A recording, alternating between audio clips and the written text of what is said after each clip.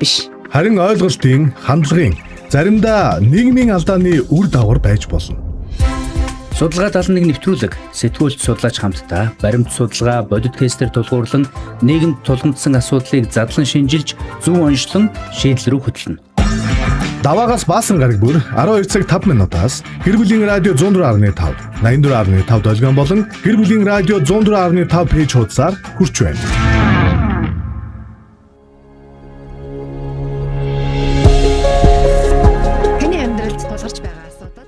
Сонсогч танд энэ өдрийн мэндийг хүргэе. Гэр бүлийн радио 104.5, 84.5 дэлгүүн дээрээ судалгаа 71 нэвтрүүлгийнхаа пүрэв гарагийн дугаарыг танд зориулан бэлтгэн хүрэхэд бэлэн болсон байна.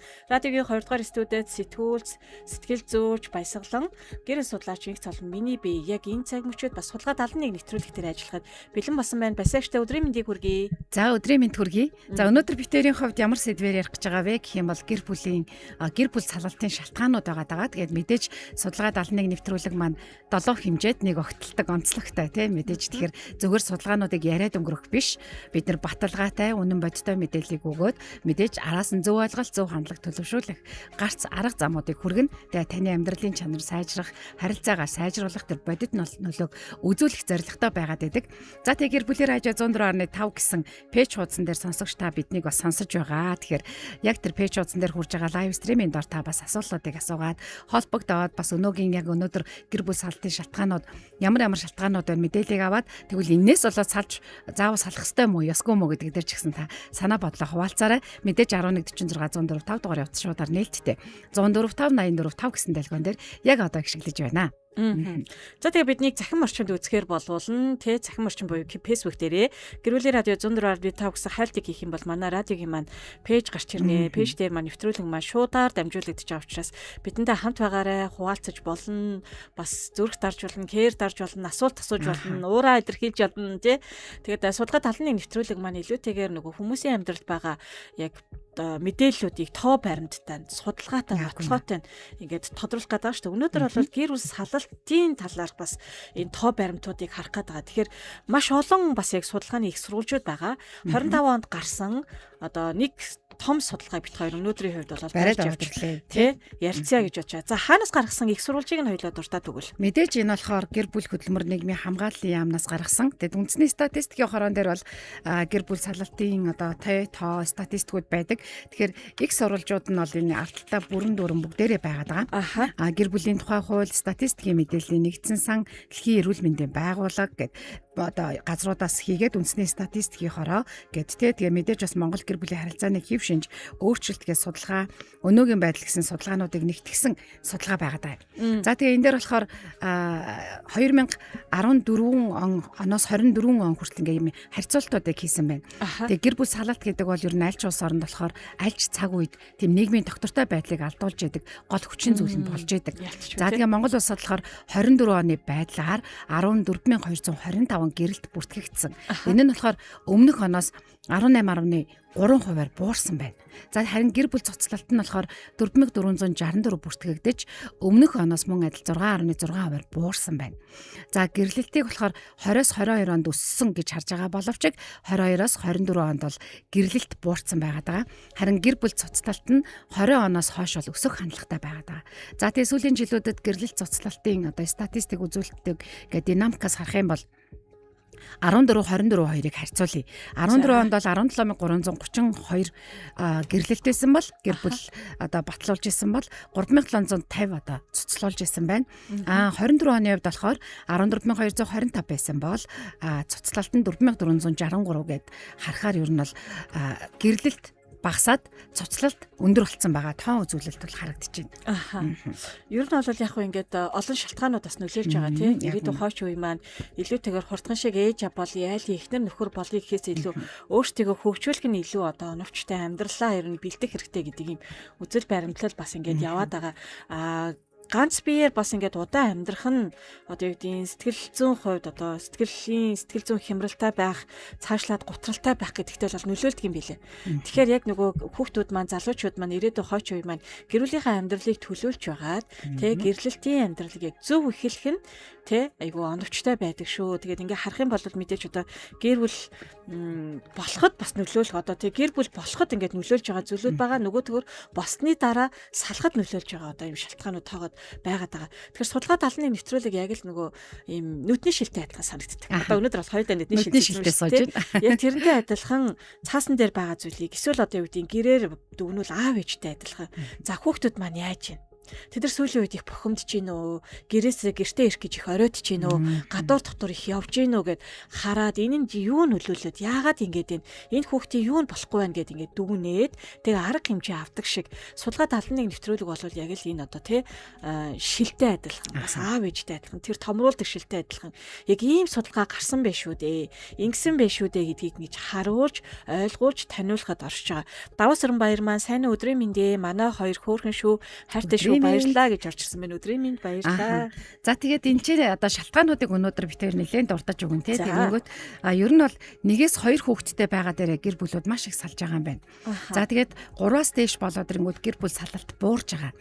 За тэгээд ерөнхийдөө ямар хүчин зүйл нөлөөлөд байгаа вэ гэдгсэн чинь санхүүгийн бэрхшээл, за анхаарал халамж дутагдсанаас хадмуудын оролцоо, за хуурам мэхлэлт хардалт, муу зуршил буюу арх тамхи мөрөдийн тоглоом. За тэг гэр бүлийн хүчирхийлэл гэсэн ийм одоо зүйлүүд гол шалтгаан болоод байгаа юм байна Монгол улсын хувьд. За Монгол улсын хувьд ингээ харахаар за санхүүгийн бэрхшээл бол бас мэдээж маш их нөлөөлдөг тий. Тэгэд нөлөөлдөг ч гэсэн тий болж өгөл одоо гэр бүл болсон бол бид нар чинь нэг тийм гэр бүлийн радиогийн нэг юм ураа байдаг штэ тий.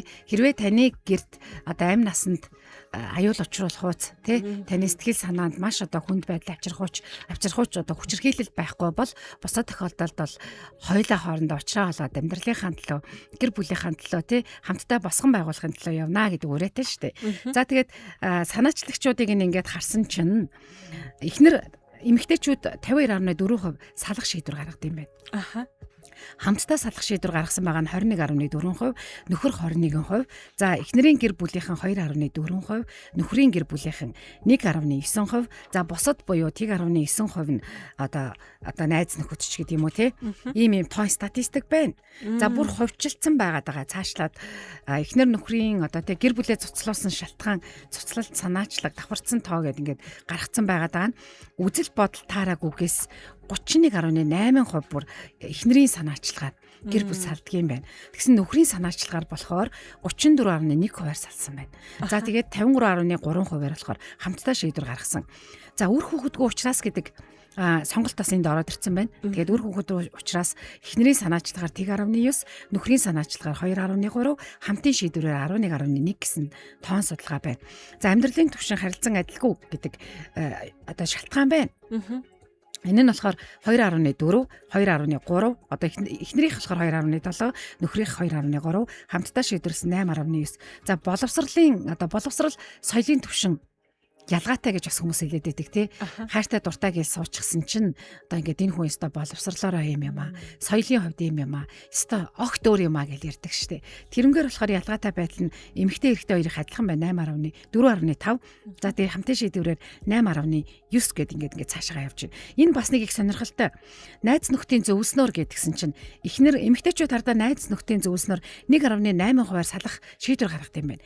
Ирчүүд гэсэн чинь 4.5%-аар гинэ. Бүр асар өндөр байна. Тэгээд хамтдаа шийдвэрлсэн 4.4% байт юм байна. Сошиал дээр болохоор нэг юм ялгаатай байдлыг яриад идэг штеп. Ингээд эмэгтэйчүүд ингээл нөхөр ингээд байна тэгээд байна одоо салмаар байна гингүүд эмэгтэйчүүд сал гэд бичээд идэг. Нөхрөөд болохоор уучраа олох хэрэгтэй юм шүү гэдэг гэсэн энэ судалгаан дээр болохоор эсэргээрээ байгаад. Надад байгаа энэ судалгаан дээр бол үзэл бодлын зөрчлийг бол нэлээд өндөрт ингээд гаргаж ирсэн байна л да 29.2% гэдэг. Тэгэхээр ер нь ингээд санхүүгийн хувьд байсан ч гэсэн найзууд зөвлөж байгаа ч гэсэн хүн альва зүйл дээр тэр үзэгдлийг тэр үйл явдлыг хараад дүгнж байгаа штэ. Юу гэж бодож байгаа вэ те? Тэр үзэл бодол нь нийлэмжгүй байгаа. Тэр үзэл бодол нь ингээд тохирохгүй байгаа байдал нь бас асуудын маань хувьд юм салах одоо тий шалтгаануудын нэг байгаад байна уу да. Тэгээд эргээд нэг үзэл бодлыг нэгдэх одоо нэг байлгах гэдэг дээр хосууд маань асар их сайн ярилцдаг байгаасай. Бүр одоо эн чинь гэр бүл болох үйл явц гэдэг чинь би дээр нэмэх нь би тэнцүү би биш шүү дээ тий. Би тэр нэмхийн чи тэнцүү бит болох хэвээр. Өөрөөр хэлбэл бидний дундаас дахиад нэг ийм өөр хувилбарын одоо тий ийм гэр бүл гарч ирэх хэрэгтэй болчихдог байхгүй. Түүнээс яг багасаа өссөн үзэл бодол эцэг эхийн маань хүмүүжүүлсэн үзэл бодлоор амьдрал гэдэг. Хүнтэй суудаг тэр үзэл бодлоо хатгалаад идэг. Нөхөр маань нэг юм хэлдэг, эхнэр нь нэг юм хэлдэг, хүлээж авахгүй өөр өөртөө үзэл бодлыг ингээл хатгалаад яваад ах юм бол энэ гэр бүлийн амьдрал нэгдэж тийм нэгдмэл болохгүй. Гэр бүл гэдэг маань өөрөө юу юм бэ гэдэг дээр маш олон тодорхойлтууд байдаг штэ тий философичуд, гүн ухаанчид, гэр бүл судлаач, сэтгэл зүйч нар. Тэгээ яг энэ олон тодорхойлтуудаас би бол нэгдмэл байдлаа гэдгийг ингээд хэлэх тууштай байхгүй. Яагаад тэгэхээр бид нар альва зэл тухайлбал одоо хүүхдээ хүмүүжүүлээ. Мөнгө санхугаа зарцуулъя. Орон гэрээ төхнүүлье, байгуулъя. Одоо юу вэ? Бид нар ингээ үзэл бодлоос шалтгаалаад амьдралдаа гарах шийдвэрүүд байгаа шүү дээ. Тим дээр эхнэр нөхөр хоёр үзэл бодлын хувьд, харилцааны хувьд, хандлагын хувьд нэг л болохгүй болвол би хичнээн гэр бүл болоод 10 жил болсон ч 20 жил болсон ч бит хоёр гэрлээгүй байна л гэсэн утгатай. Тэгэхээр эн чинь зөвхөн хамт амьдраад ярилцахгүйгээр одоо тий гэр бүлийн үйл явц болдог зүйл биш байгаа байхгүй. Гэр бүл басан бол заавал ярилцаасай. Би биенийхээ үзэл бодлыг чи тэгэж бодож байна уу? Тэгвэл миний үзэл бодлыг чи ингэж бодож байгаа юм уу? Тэгвэл хоёулаа ингэж бодох уу? Гэдэг ийм нэгдмэл ойлголтод хүрээсэй тий. Тэгвэл ерөөсөө тэр нэгдмэл гэдэг дээр тулдаггүй юм шиг. Би гэдэг нөгөө эгогод хижээгээл би гэдэг нэг юм дээр ингээл хадгалагдаад байгаад ахаар олон жилийн дараа Пелидо чи миний үзэл бодлыг хүнддэгдгөө. Чи ч гэсэн минийхийг хүндэтгдэггүй. Хизээ чи бит хоёр нэг үгээ ойлголцож ийсэн. Яшиг шиг салъя гэдэг нөгөө энэ олон шалтгаануудын нэг ингээд үүсээд байгаа тий. Тэгэхээр энэ сар бол одоо олон улсын гэр бүлийн өдөр тохиож байна. Монгол улсад маань ялангуяа энэ 7 хоногт бас байна тий. Тэгээ гэр бүлүүд маань бас яг энэ хэдийгээр танай гэр бүл салалт цуцлалт гэдэг одоо энэ үеийг энэ хаалгыг дагахгүй ч гэсэн үнэхээр яг нэгдэж үзэл бодлоо хуваалцах, үзэл бодлыг нь сонсож өгөх, ойлгож өгөх нэг байх тал дээр ямар байдаг вэ гэдгийг бас бодоод үзээсэй. Ирээдүйн хойч үе залуучууд маань ч гэсэн бас яг энэ үзэл бодол нэг байх гэдэг энэ зүйл дээр тий өөрийгөө тавьж өгөөсэй. Энэ хүн чинь ногоо өнгийг цэнхэр гэж хард юм байна штэ тий. За тэгвэл ногоо өнг бол миний хувьд ногоо өнг энэ хүн ингэж хардаг учраас гэд өөрийнхөөс гарах хэлбэр багт байхгүй тий. Тэгэхээр энэ байхгүй учраас нөгөө санхугаас болоод нөгөө хүүхдийн хүмүүжлийн асуудал, нөгөө хадан бэрийн асуудал гэл олон асуудлууд тулгарна штэ. Амьдралд асуудал бол ерөөс пальтал ороод ирнэ. Тэгэл үгүй миний үзэл бодол гэл ингээд байвал энэ гэрэлтийн амьдрал маань цаашаа явахгүй, насчихгүй тий. Одоо хамгийн дээр бичигдсэн байгаа нь үзэл бодол таараагүйгээс гэдэг чинь нөгөө нэг үр хүүхдийн хүмүүжил санхүү тий найз нөхд гэр бүлийн ойлголт гэл бүх зүйл дээр ингээд гараад ирж шít. Онцлог нь тэгэхээр гэр бүлийн радио 104.5 гэсэн пэйж хуудсан дээр лайв стримтэй хурж байгаа. Тэгэхээр яг өнөөдөр гэр бүл одоо цуцлалтын шалтгааны талаар ярьж байна тий. Хэдийгээр ингээд энэ гэр бүл цуцлалтын одоо тоо өндөр байгаа ч гэсэн өнөөдөр бас олон гэр бүлүүд яг амьдралыг бүрэн дүүрэн авч явахын төлөө хамтдаа бас хичээж байгаа. Тэгэхээр хамтдаа хичээж байгаа тэр арга замуудаасаа тий одоо хэрэгэлдэг аргаасаа хамтдаа бас шийдсэн шийдлээсээ яг энэ судалгаа 71-ийн маань доотлолт манай сонсогчид бичээд ороод ирээсэй. Залуу гэр бүлүүдэд магадгүй яг одоо ингээд салах шийдвэрийг гаргаж гинэ гэж сууж байгаа гэр бүлүүдэд тэр нь бас үн цэнтэй мэдээлэл зөвлөгөө болоосаа гэж хүсэж байна. 1146 104 5 дугаарыг утас бас шуудаар нээлттэй байгаа радиогоор та сонсож байгаа бол дуу хоолойгоор холбогдож орж ирээд бас гэр бүлүүдэд үн цэнтэй тэр мэдээллийг хуваалцаасай. За тэгээ энэ дээр бол судалгаан дээр ингээд гэрлэл цуцлалтын шалтгааны талаар нэг хүний мэдээлэл нэг эрэгтэй одоо өөрийнх нь түүхийг оруулсан байсан. Салах шийдвэрийг болохоор би гаргасан гэж байгаа. Тэгээ салах болсон шалтгаан нь болохоор олон жилийн аригталт байсан. Би тэрийг төвчээгүй, дээрэс нь маш халамжгүй гэр бүлээс гадуур харилцаа нь миний салах шийдвэрт нөлөөсөн гэд 34 настай эмэгтэй битсэн байна. За тэгээ гэр бүлийг бол цуцалсан юм байна. Увс аймгийн одоо ганцаарчлсан ярилцлагын тэмдэглэл байна. За дараа нь тэгсэн 47 настай эмэгтэй арх уучаад намайг болон хүүхдүүдэд зоддог байсан. Би маш их төсвөр төвчээрийг гаргаж ирсэн. Даанч үр дүн гараагүй, хүүхдүүд томроод дундаа ингээд орохдоо салах шийдвэрийг гаргасан. Ер нь бол архинаас болсон гэж байна. За тэгсэн 50 настай эрэгтэй миний ажлын онцлог нөхцөл байдлаас болоод салсан гэж боддгоо. Өмнө нь цалин өгчөлт байвал ажиллаа хийгээд мөнгө олж байгаа гэдэг ойлголтоор би ажилладаг байсан. Намайг ажил ихтэй явж байхад өөр хүнтэй нийлсэн байсан. Салах шийдвэрийг болохоор би гаргасан, гэр орондоо байж явах хэрэгтэй юм байна лээ Ажил гэж ирчүүд маань явцдаг тий. Гэтэл эмэгтэйчүүд цаана одоо юу гэдгийг халамж хэрэгтэй байгаад исэн байна. Зарим хүмүүсийн хувьд арх явж идэл тий эмэгтэйчүүдэд одоо хин нэгэнд нь бас халамж хайр хэрэгтэй байсан байж гэдэг юм уу. Ийм олон тоо мэдээлэл судалгаа бодит Монгол улсын бүр тий яамнаас гаргасан бодит судалгаа бол байна.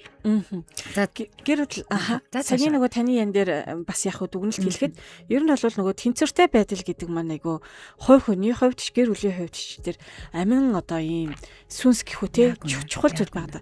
Бид нар судалгаа талын нэвтрүүлэг дээр олон сэдвүүдийг хөндөж ярьж байгаагийн нэг нь ажил амьдралын тэнцвэртэй байдлаа гэдгийг ярьжсэн. Гэхдээ тэр дугаар дээр түлхүү яг ийм ажлын орчны талаар ярьсан ч гэсэн хүн ер нь одоо юу гэдэг мэдээж чухал албан тушаалтай карьертай байлаа гэд гэр бүлийн амьдралаа орхигдуулж байгаа тохиолдолд бидний эргэн тойронд бол цөөнгөө байгаад байна. Тэгээ энээс болоо бид нар дараагийнхаа асуудлуудыг болно. Миний амьдралын асуудал тулгарч болно гэдгийг хүлээн зөвшөөрч толгой тогтж байгаатай хэлбэр байхгүй. Тэгэхээр өнөөдөр гэр бүл гэдэг маань өөрөө хариуцлага. Гэр бүл гэдэг маань нэг тийм үгийг санаж байна. Гэр бүл болно гэдэг маань эрхийг 2 дахин багасгаад өөрийг 3 дахин нэмэгдүүлнэ. Тэ илүү хөөрөх төвтэй байна. Гэтэл анх нөгөө гэр бүл болж байгаа ингээд сэтэл шалтгаануудыг хараад тахаар сэтгэл хөдлөлөөр болсон тохиолдлууд маш их. Хайртай л бол хаа тий. Гоё байна. Энэ залуутай байхаар гоё байна. Энэ нэмэгтэйтэй байхаар гоё байна. Энэ хөнгөөр би цаашаа амьдарч чадахгүй гэдэг. Мэдээж энэ тий хүнд ирж байгаа мэдрэмж, тий сэтгэл хөдлөл энийг үгүйсэхээ аргагүй. Гэхдээ үүний хажуугаар тооцооллуудыг хийгээсэй. За одоо хэдүүлээ байшингаар ярих юм бол гэр бүл саллтын асуудал гэдэг маань маш олон чанаргүй насжилт багтай байшингуудыг бид нар нураах юм уу? Энийг засварлаад амьдрах уу? Тэгсэн чинь нөгөө хүмүүс маань энд амьдрахын аргагүй ч гэдэг юм уу тий. Энэ олон асуудлуудыг ингээд үүсгэж байгаа байхгүй. Тэр байшин зөвхөн одоо юу гэдэг тэр хүмүүсийн асуудал биш. Тэр гудамжны, тэр хороо дүүргийн энэ нийслэлийн өнгө төрхийн асуудал болчихж шít. Тэгэхээр энэ гэрлэлт гэдэг маань зөвхөн миний амьдрал гэж хандхаас илүү энэ бид бүгдийн амьдрал. Тэ миний одоо ихтгэл хүлээсэн ээж аав юм маань нэр хүнд гарна, ах дүүсийн маань тэ удам судрын маань нэр хүнд гарна гэдэг талаас нь ингээд бодолцоо тэр төлөвлөлтийн маш сайн хийгээсэ залуучууд маань гадаадын олон орны жишээнүүдийг харж байсан. Тэгээд нэг залуу Солонгост ингээд нэлээдгүй удаан хугацаанд яг Солонгос залуучуудын оюутнуудын дунд амьдраад тэр ажиглалтаа Монгол оюутнуудтай харьцуулсан юм харьцуултаа ингээ хөөрхөн пост болгоод бичсэн байгаа байхгүй. За тэгээд тэнд нөгөө үзэл бодлын одоо ийм хатуу нэг ийм зарчим юу вэ гэхээр ялангуяа Солонгос ирчүүдийг эмэгтэйчүүд бол юу гэж хүлээж авч байгаа гэхээр өөрийн гэр орноо ирээдүйн амьдрах гэр орноо бэлдээгүй бол зөв бэлтгэн бахид тэрэндээ ядал тодорхой хэмжээний ингэж тий одоо хувь нэмэр оруулаагүй бол боловсрал эзэмшээгүй бол мөнгө хадгалаагүй бол өөрийгөө зориулаагүй бол тоогддгүй юм байна. Тэгээ тэрний төлөө ууг гуцдагдаг гэж байгаа байхгүй. Өөрийн гэсэн гэр оронтой байх, мэрэгжилтэй, карьертай, албан тушаалтай харах юм бол мэдээж хэцүү, тий? Харах юм бол одоо юу гэдэг цаг их зарцуулна, өөрийгөө ихтэй ажиллана. Гэхдээ нөгөө талаар эн чинь тэр чанартай гэрлэлтийг бас хэлээд байгаа байхгүй. Хариуцлага гэдэг юмыг бас ойлгож аваад гэр бүл болж штэ, тий? Тэгэхээр манай Монгол залуучуудад бол энэ нь жоон дутагдaltaй байгаад идэг штэ. Зүгээр л нэг one night ч гэдэг юм тий, нэг сэтгэл хөдлөлч гэдэг юм уу, гоё ухраас ч гэдэг юм тий. Гэтэл эргээд харахад яаж амьдрах юм? Бит хоёр ингээ хамт байхаар гоё юм а бит хоёрт нэг ширхэг талах өгөөч гэвэл дэлгүүрээ хөдөлгөж өгөхгүй. Тэгэхээр энийг бас яг залуучууд маань бодоосэй. Нэгсэндээ гэрлэлт одоо тэгээ гэр бүлийн амьдралыг үүсгэхээс татгалц гэхээс илүүтэйгээр зөв эхлээсэй. Төлөвлөөсэй. Тэр чанартай эрүүл гэр бүлийг эхлээсэй. Гэдэг одоо тэгээ зөвлөмжийг бол хэлмээр. Тийм шүү. Жохон загнаад байна уу юу? Жохон загнаад судалгаа дээр тий.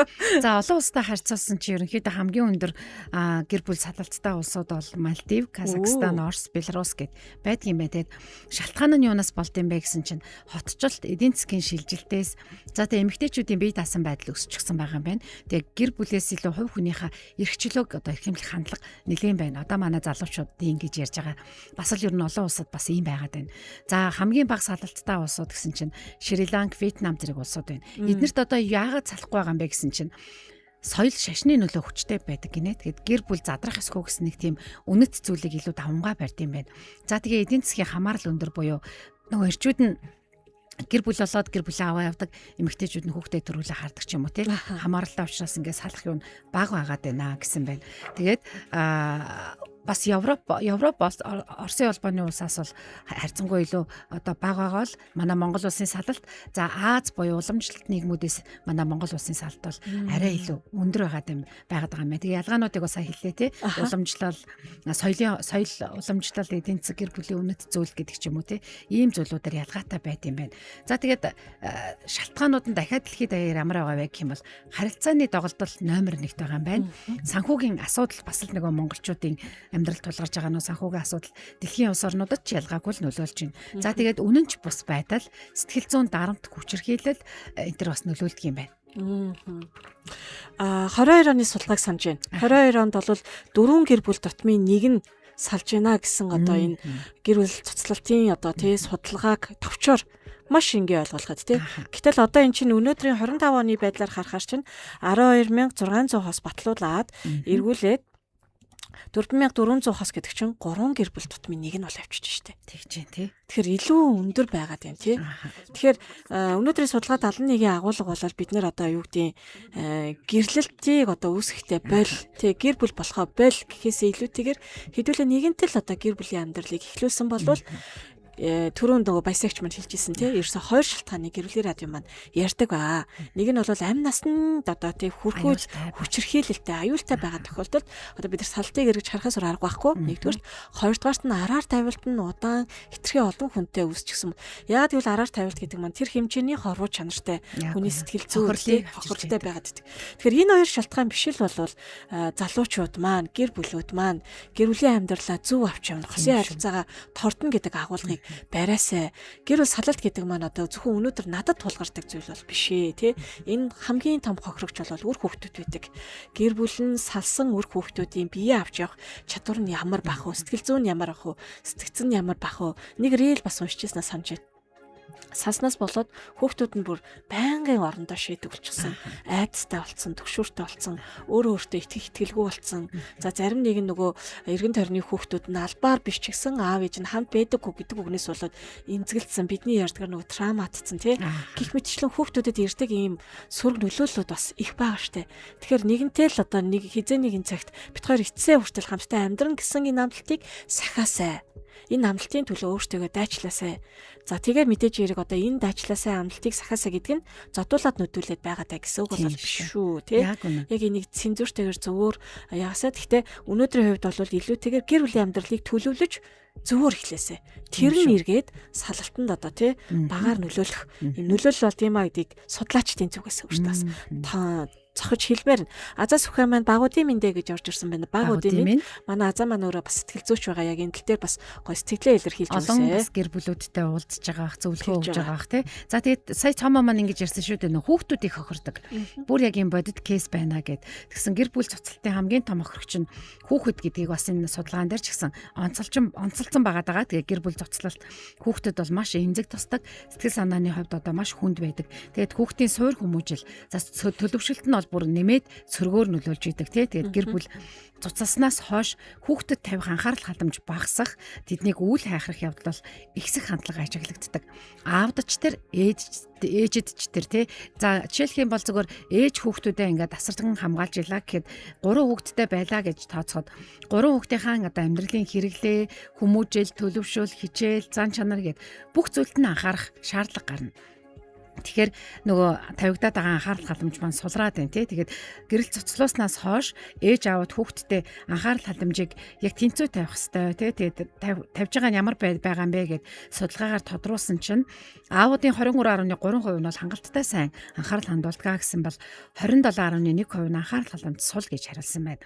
2 аав тутмын нэг нь гэрлэлтэд цуцлууснаас хойш хүүхдтэй огт анхаарал халамж тавиагүй гэсэн байна. За ээжүүдийн 78.6% нь анхаарал халамж сайн тавьдгаа гэсэн бол 21.4% нь анхаарал халамж сул огт хайхарч чадахгүй байна гэж одоо юг судалгаан дээр бол гарсан байна. Тэгэхээр ингээд ард нь үргэлж хүүхдүүд тохирж идэг учраас түрүүн цаамаагийн хэлснээр тий гэр бүл болох ч байгаа бол нөгөө үүрэг хариуцлага гэдэг чинь нэмэгддэм маа. Сэтгэл хөдлөл мэдрэмжээсээ өмнө үүрэг хариуцлага тавиачаа гэдэг энэ зөвлөмжүүд рүү хоёлаас одоо ороод явъя тийм ээ. За тэгээ ер нь бол яг хуу салалтын нийтлэг одоо тий түгээмэл юм шалтгааныг дэлхийд даяар гэсэн нэг юм хэсэг байна л та. Хамгийн нэгдүгээрт нь түгээмэл шалтгааны нэг нь харилцааны доголдол гэж байна. Судалгаа 71-ийн пүрэв гарагийн дээхэн 3 4 7 хоногийн 3 ба 4 7 хоногийн өмнөх одоо тий 4 дахь 7 хоногийн өмнөх дугаар дээр эвлэрүүлэн зурчлагаас нэг эмхтэй ярьжсэн. Тий. За тэгээд яг ингээд нөгөө салыг гэдэг шүдрийг гаргачаад яг энэ чи айгүй нэг юм имзэг болсон байгаа байхгүй тий. Нүүрлүүн чарч чадахгүй, нүдрүүн чарч чадахгүй тий ингээд гомдчихсан, тунчихсан, ерөөс үнэхээр хамт амьдарч чадахгүй гэдэг дээр ирсэн. Одоо ийм үед нь хамтдаа суугаад ярилцаж чадахгүй үнэхээр. Тэгээд яг тэр 3 дахь буюу эвлэрүүлэн зурчлагч яриад за одоо та ярихаа бэл. За одоо та яриарай. За энэ дээр нь та ямар юм хэлж вэ? Гэж чиглүүлээд ингээ удирдаад явсны дараа сэтгэл санаа нь ингээ онгоогоод тэгээд бас би бинийгээ ингээд харахтайгаа болоод тий юм ярихтайгаа болоод тэгээд дараа нь тэр нөгөө мэдрэмжээ илэрхийлж гэнэ гэж байгаа юм. Та хамт суугаа ирсэн чи бит хоёр ямар гоё ярьва. Үгүй бит хоёр юусэн ярилцаагүй айгу удцсан юм байна. Энэ ярилцсан гэдэг чи ямар чухал юм бэ гэдгийг илэрхийлж исэн гэж нөгөө эвлэрүүлэн зурчлагч маань ярьжсэн шүү дээ. Тэгэхээр энэ дэлхийд даяар нэгдүгээрт нь бол харилцааны доолдол. Харилцахгүй авчраас юм ярихгүй авчраас бид нар ер нь тэгдэг штэ өөртийгөө ойлгуулаагүй үед эсвэл асуугаагүй тэгээ тодруулаагүй үед л бид нар ингээл буруу ойлголт төрөөл буруугаар бодоол тэгэл буруу шийдвэр гаргаал буруугаар хартаал буруу яваад иддэг. Тэгэхээр өнөөдөр танай гэр бүлийн амьдралд ярилцсан харилцааны одоо тий харилцаанд цаг гаргана гэдэг нь хэр итэвхтэй байгаа вэ? 1-10 оноогоор үнэлээрэ гэвэл та хэдэн оноо өгөх вэ? Хэрвээ үнэхээр харилцдаггүй штэ ярьдаггүй штэ гэжээвэл энэ та тий уцаа цэнгэлэхгүйгээр би энэ уцыг ашигламаар байна гэдэг аатай адилхан шүү дээ. Тийм болохоор гэр бүлүүд маань ярилцдаг байх нь чухал байна. Энэ нь яг салгаж байгаа гэр бүлүүдийн одоо тий асуудал биш ээ. Бид нар яг гэр бүлийн аз жаргалтай зөв эрүүл байхын тулд заавал ярилцах хэрэгтэй. Тэгээ ярилцах хэрэгтэй гэхээр зарим гайхагддаг.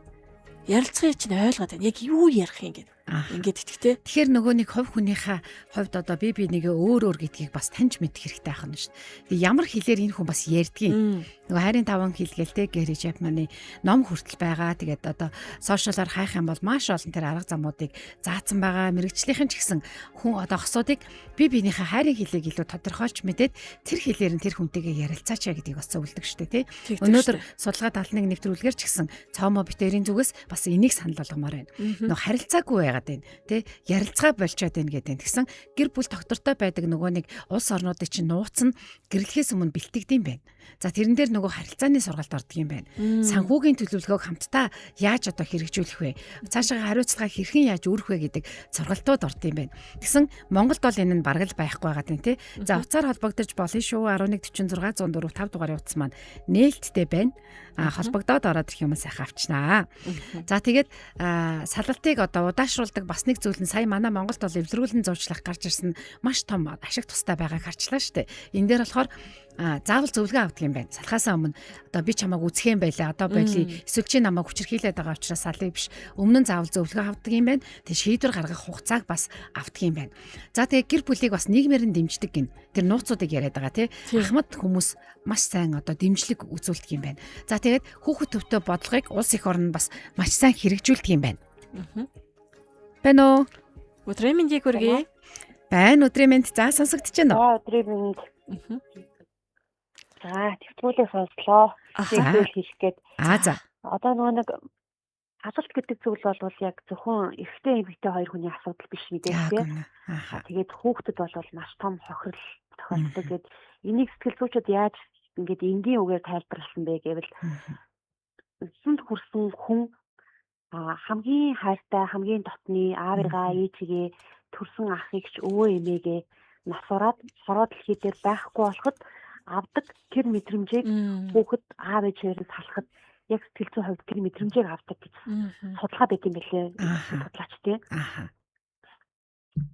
Бүр үнэхээр одоо тий имзэг авдаг байх нь штэ хайртай хүнээ бүр энэ хорвоогоос явцаа гэж бодвол тий аав ээжээрээ салахад тэр их өвдөлтийг авдаг гэдгийг л бас эцэг эхчүүд маань бодосоо л гэж бодож байна. Маш их баярлалаа за. За амжилт хүсье. Тэгэхээр энэ айгуу хэцүү өвдөлт байгаад байгаа байхгүй тий.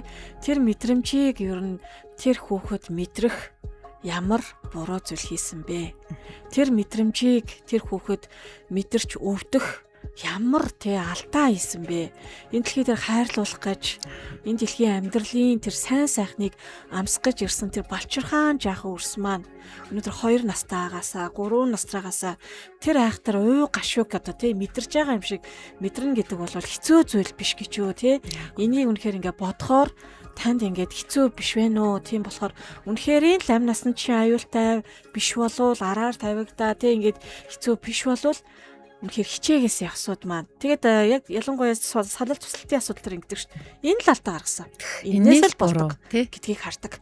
Яг нөгөө өөрийнхөө нэг тийм үг байдаг үсттэй өөрийнхөө толгойд ирэх дүнзээ харахгүйж хүний нүдэнд үрцсийг хараад авах гад ингээд зүтгээд идэх гэдэг шиг яг мэдээж тэгчээ гэж амшил нэр би бас яг юу болохгүй байгаа вэ гэдгийг харж чадах чадвартай скиллтэй байна гэдэг чинь өнөөдөр гэр бүлийн амьдралыг би авч явах боломжтой тэр төлөвсөн нэгэн байна л гэсэн үг шүү дээ. Тэгэхээр ялангуяа хосуудын хувьд бол энэний алдаа гэдэг үг бахаас илүүтэйгээр энэ хүнийг ингээд архиудаан уухад эсвэл энэ хүн ингээд араар тавихад эсвэл одоо юу гэдэг энэ хүн болохгүй болчмгүй юм ихэд би бас юу буруу хийсэн бэ гэдгийг харж чаддаг тэрэн дээрээ бас анхаарч чаддаг байна гэдэг бол чухал шүү. За тэгээд мэдээ заавал гэр бүлийнхээ асуудлыг ингэж хүндэртэл нь явах албагүй шүү дээ. Ер нь ингээд харах юм бол бид нэр заавал хорооноос хүн ирвэл юг хашааг маань цэвэрлээд өгнө гэж хэлэх албагүй л бид нар мэдээж нийгмийн хувьд ч гэсэн асуудалтай зүйл байгаа. Хөгжингөө орны жишээнүүдийг харах юм бол гэр бүлд айгүй гой цагаа гаргаж өгч байна. Одоо Австралийн жишээ өглөө 5 цаг цуглуулаад 15 цаг гэхэд ажил нь дуусдаг. Тэрнээс хойш тэр хүн 22 цаг хүртэл үнэхээр гэр бүлтэй тэр цагийг гаргаж чадчих штеп. За ийм одоо ингээ хорооноос хүн ирдэг юм аа гэхэд өөртөө бас яаж зохицуулж болох вэ? Тийм шүү. Тэгэд түрүүнд яг цамаагийн хэлсэн тэр нөгөө надаас юу шалтгаалж байгаа вэ гэдгийг хараад хэрвээ өөрөө шалтгаалаагүй зүйлс авах юм бол юм болгон дээр бас өөрийгөө буруутгах ч эргээд бас буруу байгаад байдаг тэр хүний донтолтын асуудалд магадгүй одоо нөхөр нь ч юм уу эхнэр нь ч юм уу буруугүй одоо аль хизээний тийм донтолтын одоо аюутай байх юм бол тэнд одоо та өөрийгөө буруутгах сууж бас болохгүй. За тэгээ бид гэдэг сэтгэлгээр орох хэрэгтэй гэж түрүүн цаамаа хэлсэн тэгээ Монголд тэгвэл ямар бодит шийдлүүд байж болох юм бэ гэдгсэн. Ер нь бол гэрлийн өмнөх тэр сургалтуудыг манай Монгол улс маш сайн одоо хийж байгаасай дэмжээсээ нийгмийн бодлогоороо За үнэхээр нийгмийн бодлогоороо энэ тэнд хийж байгаа сургалтуудад хамрагдаж чадахгүй мэдгүй байгаа бол ховчилж бас өөрсдөө хамтдаа явж харилцааны хувьд, санхүүгийн хувьд, бие биенээсээ хүлээлтийн хувьд ямар сургалт мэдээлэл байх хэвээр эрэгтэй эмэгтэй хүмүүс за бүр ингээд наривчлах юм бол миний эхнэр нөхөр ямар зан чанартай ямар хүн бэ гэдгийг мэдэх За тэгээ хосын зөвлөгөө гэдэг зүйлийг болж өгвөл одоо асуудал гарсны дараа биш өмнө нь бас уулздаг зөвлөгөө авдаг байх. За тэгээд одоо манай Монгол улсад бол энэ архитектийн шалтгаан маш их байна. Ажил амьдралын тэнцвэрийн асуудал маш их байгаад байна Хит их ажиллаж байгаа. Хит их ажиллангууд одоо ажиллагаас яхав гэр бүлээ тэжээхийн тулд гээл мэдээж энэ зөвтгөлч гисэн энэ нас тэнцвэрийг барих Монгол улс энэ дээр бас яг тэр тэнцвэрийг гаргаж ирэх. Одоо архитектийн бодлогыг бол бүр гэр бүл хамгаалах одоо хамгийн тийм бодиттой зөв одоо аргыг бас гаргаж ирэх. За эцэг гэхийн боловсролын хувьд хүүхдтэй болсон хойноо салах уу эсвэл хүүхдтэй болохоос өмнө бэлтгэл эцэг их байх бэлтгэл за босныхаа дараа ч гэсэн хамтдаа тэр хүмүүжилт нь хамт оролцох гэдэг дээр бас суралцах тэр боловсрол үнэхээр чухал байна гэдгийг бол өнөөдөр яг энэ цагаар бас онцлмоор байна. Тийм шүү. Яг нөгөө гэр бүл болохоос өмнө 2 гэр бүлтэй уулзчихсан. Тэр 2 гэр бүл маань яг гэрлэлтийн өмнө тоонот гэр толгоо холбохоос өмнө холбохын учир гэж сургалтанд суучсан. Тэр сургалтын одоо жишээлбэл яг гадуур ингээд тэр бол ингээд нөгөө илүү VIP сургалт байхгүй. Зөвхөн нэг багш 2 хос 2 тий хос 2 ингээд хийж байгаа. Гадуурыг хийгдэж байгаа одоо хөрмийн ордон дээр ч юм уу танда танхимын ингээ олуулаа. Тэр бол зүгээр гэр бүл ямар вэ гэдгийг аягүй гоё ингээд мэдлэг төдий ингээд авчиж байгаа. Харин тоонот гэр толгой холбохын учир тэр бол яаж вэхээр зүрх сэтгэлтэй нь ажиллаж байгаа. Би одоо ингээд настаа сууж байгаа эмэгтэйгийнхаа эрэгтэйгийнхаа шарах нь юу юм бэ? Уучлж чадаагүй зүйл нь юу юм бэ? Цаашид яг ийм шарахтай хүнтэй ингээд харьцуулах болохгүй юм байна. Хамт амьдрах юм чинь би энэ дээр нь анхаарах юм байна гэдэг зүйлсүүдтэй бүр шийдвэр гаргасан. Тэр битгийгэл өөрийнхөө аав ээжийг уучлж чадаагүй зүйл юу байсан бэ гэдгийг олж харсан. Энд чинь нөгөө ялцчгүй гэр бүлээс гэр бүлийн дараагийн гэр бүл рүү шилжиж байгаа аялал шүү дээ. Тэгэхээр нөгөө өмнөх аав ээжтэйгээ харилцаа хүртэл одоогийн хостойгоо амьдрахад ингээд нөлөөлдөг юм зүйлсүүд байгаа юм шүү. Тэр зүйлсүүд рүү ингээ орч чадсан аяйгуу сургалт. Тэгээ энэ сургалтыг ч гэсэн манайхан бас сонирхож байвал боломжтой шүү. Манай маркетингийн утас руу холбогдож байна тийм 8866 руу холбогдоод энэ сургалтын талаар мэдээллийг авч болно. Одоо тэр маань яг гэр бүл болох ч хосуудад зориулсан сургалт гэсэн үг шүү дээ. Яг үнэ. Үнэхээр сонирхолтой энэ сургалтыг бас яг зориулаад ингээд хийгээд явуулж бас болно гэсэн утгатай. Манай гэр бүл судлаач Цаомагийн маань нөхөр бас сэтгэл зүйн одоо докторант Батхүү тийм манайхаар маш олон нэвтрүүлгүүдэд оролцож исэн сэтгэл зүйч байгаа. Тэгэхээр Цаома Батхүү хоёр маань яг хосын энэ тоонот гэр толгой холбохын учраа гэдэг энэ сургалтыг бас хийдэг. Тэгээ маш үр дүнтэй гэр бүлүүдэд маш чухал учраас бас тий зүгээр судалгаа даалныг маань судалгааг хүргээд л за ийм судалгаа асуудал байгаа юм байна. Ийм зүйл байгаа юм байна гэж хайчих биш. Эргээд тий гарц гаргалгаа шийдэл боломжуудыг радиогоор хүргэхээс гадна бас сургалт мэдээллүүд рүү үргэлж чиглүүлж идэг. За энэ нэгдсэн одоо гэр бүл хөтөлмөр нийгмийн хамгааллын яамны гаргасан байгаа нэгдсэн судалгаан дээр бас төгсгөлд нь нэгдсэн зөвлөмжийг гаргасан байна. За энийг товчхон дурдаад өнгөрөө тий. За мэдээж эдийн засгийн баталгаат орчныг бэхжүүлэх бодлого бол манай Монгол улсад хэрэгтэй байна гэж байна. Ягаад тэгэхээр нөгөө санхүүгийн асуудал гэр бүл салах маш том шалтгаан болоод байгаа учраас тий. Тэгээ монголчуудын цалин ямар вэ? Хөдөлмөр эрхлэлт ямар вэ? Гэр бүлийн орлогыг нэмэгдүүлэхийн тулд яах ёстой вэ? Залуу осууд маань шууд л гэр бүл болонгууд мэдээж өөрсдийн гэсэн орон байртаа болох нөхцөл ч гэсэн маш одоо хүнд байгаад байдаг. Одоо тэгээд баг багаар сайжирч байгаа. Энийг бас үнэхээр сайжруулах хэрэгтэй байна гэдгийг бол улс өөрсдөө хүлээн зөвшөөрсөн байна. За тэгээ хүүхэд өсгөх зардал гэдэг чинь хүүхэд хүнстэйгээ хамт ирдэг юм а гэл монголчууд ярьдаг. Гэтэл үгүй шүү дээ гэдгийг одоо залуучууд яриад байгаа тий. За тэгээд энэ дээр нийгмийн эдийн засгийн байдалтай уялдуулаад тогтмол энэ зардлын судалгааг гаргах хэрэгтэй байна. Тэгээ хүүхдийн мөнгө гэл тэгэнгүүт та нар одоо халамж аваад гизээ хэлэл хэвтээд ах юм гэдэг.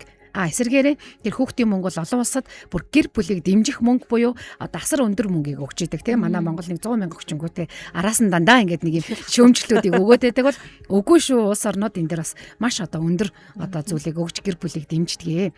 За тэгээ гэр бүлийн харилцааны ур чадварыг сайжруулах сэтгэл зүйн дэмжлэгийг нэмэгдүүлэх гэж сая битээр бол ярьсан тийм энэ бол манай Монгол улсад үнэхээр хэрэгтэй байгаа юм байна гэдгийг бол гаргаж ирсэн байна.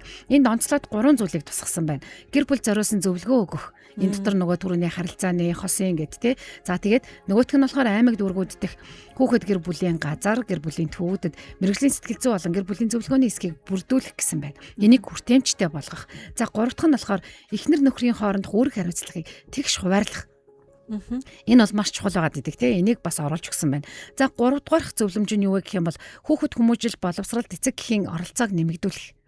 Ээж аав нар нөгөө завгүй гэж ажиллаад мөнгө олохын төлөө яваад итэл нөгөө оролцоо нь багасаад идэг. Тэгвэл хэрхэн яаж оролцоог нэмэгдүүлэх юм бэ? За энэ дээр бүр аав нарын оролцоог дэмжих гээд бид хэд чи өмнөх жил 8 сарын 8-нд аавуудын өдрөөр бас нэлээд сурвалжлага мэдээлэл хүргэж яхаа тий. Бас л аав нарын оролцоог дэмжих. Нөгөө аав нарын оролцоо яаж дэмжигдэх вэ гэсэн чинь ажлын байранд дах уян хатан нөхцөл тэгш одоо асаргааны чөлөө олон нийтийн мэдээлэл энэ төр бол хэрэгтэй байгаа юм байна. За тэгээ мэдээж хүүхдийн дэлгэцэн хэрэглээний стандартыг бас гаргаж ирэх. За тэгээ гэр бүл цуцлалтын шалтгааныг бууруулах гэдгийг Цаома маань хөрөх үү? Гэр бүл цуцлалтын шалтгааныг бууруулах урьдчилан сэргийлэх бодлого бас байна. За тэр нь хаанаа? За эндээс би. Энэ судалгааны юун дээр байна. Архиталт гэр бүлийн өвчрхээлээс урьдчилан сэргийлэх сургалт мэдээллийг нэмэгдүүлнэ гэж байна. За тэгээ гэр бүл цуцлалтай холбоотой гэр бүлийн дундын өмчийн маргаа их гардаг.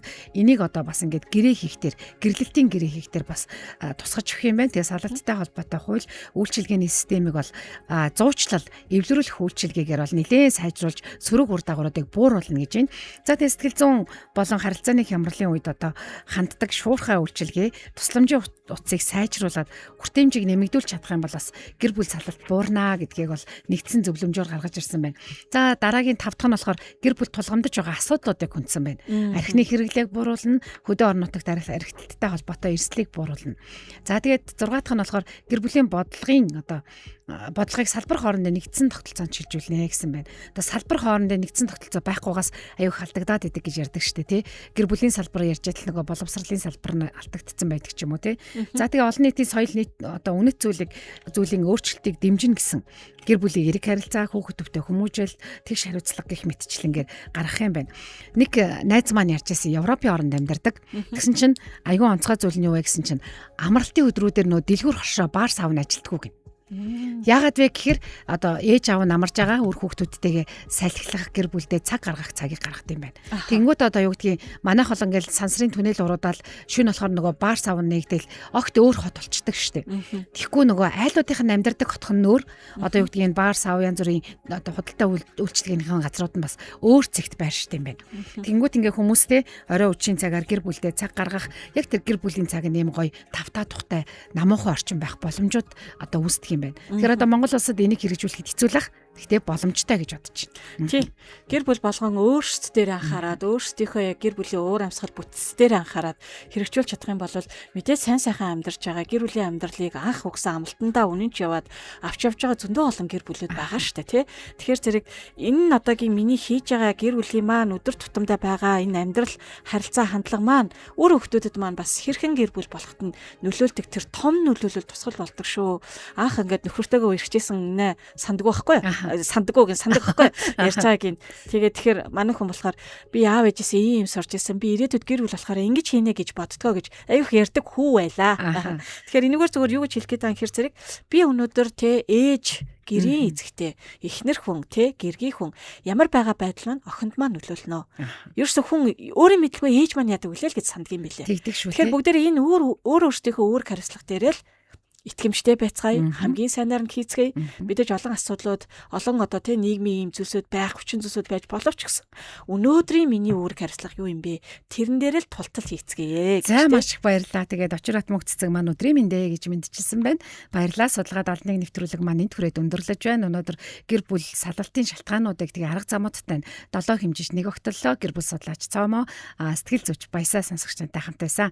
12 цаг 5 минутаас гэрэлтэн эмэгтэйчүүд хөтөлбөртэйгөө үргэлжлүүлээд хамтаагаараа баяртай. Баяртай. Ганц таны асуудал биш. Харин ойлголтын, хандлагын, заримдаа нийгмийн алдааны үр дагавар байж болно. Судалгаа 71 нэвтрүүлэг сэтгүүлч судлаач хамтдаа баримт судалгаа бодит кейсээр тулгуурлан нийгэмд тулгамдсан асуудлыг задлан шинжилж зөв онцлон шийдэл рүү хөтлөнө.